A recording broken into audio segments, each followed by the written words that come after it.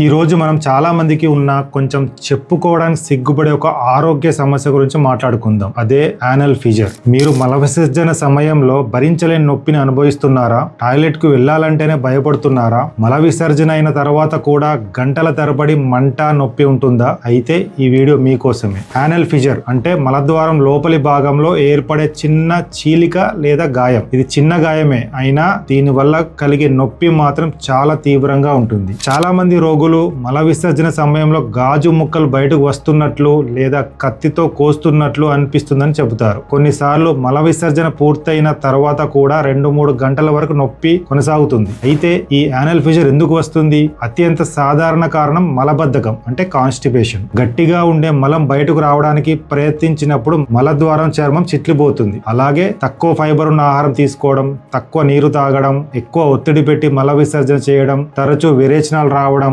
గర్భధారణ మరియు ప్రసవం కూడా కారణాలు కావచ్చు. యానల్ ఫీజర్ ఉన్నప్పుడు మల విసర్జన సమయంలో తీవ్రమైన నొప్పి ఉంటుంది. మల విసర్జన అనంతరం కొన్ని చుక్కల రక్తం కనిపించడం సాధారణ లక్షణం. కొంతమందికి మంట, దురద కూడా ఉంటుంది. ఈ నొప్పి కారణంగా చాలా మంది మల విసర్జనను వాయిదా వేస్తారు. దాంతో మలబద్ధకం మరింత పెరిగి సమస్య ఇంకా తీవ్రమవుతుంది. అయితే శుభవార్త ఏమిటంటే చాలా యానల్ ఫీజర్స్ శస్త్రచికిత్స లేకుండానే నయమవుతాయి. రోజుకి 4-5 లీటర్ల నీరు తాగాలి. పండ్లు, కూరగాయలు, చియా సీడ్స్, ఫ్లాక్స్ సీడ్స్ లాంటి ఫైబర్ ఎక్కువగా ఉండే ఆహారం తీసుకోవాలి. మలాన్ని మెత్తగా ఉంచాలి. రోజుకు 2 లేదా 3 సార్లు గోరువెచ్చని నీటితో సిడ్జ్బా టబ్బుతో చేయాలి. వైద్యులు సూచించిన మందులు వాడాలి. సాధారణంగా ఇలాంటి జాగ్రత్తలతో చాలా మంది పూర్తిగా కోలుకుంటారు. అయితే 6 నుంచి 8 వారాల కంటే ఎక్కువ కాలం సమస్య కొనసాగితే లేదా మందులతో తగ్గకపోతే అది క్రానిక్ ఫీజర్ కావచ్చు. అలాంటి సందర్భాల్లో లేటరల్ ఇంటర్నల్ స్పింక్టరాటమీ అనే చిన్న శస్త్రచికిత్స అవసరం కావచ్చు. ఈ చికిత్సల విజయ శాతం చాలా ఎక్కువ. చివరిగా ఒక మాట, మీరు యానల్ ఫీజర్ తో బాధపడుతున్నట్లయితే దయచేసి సిగ్గుపడకండి,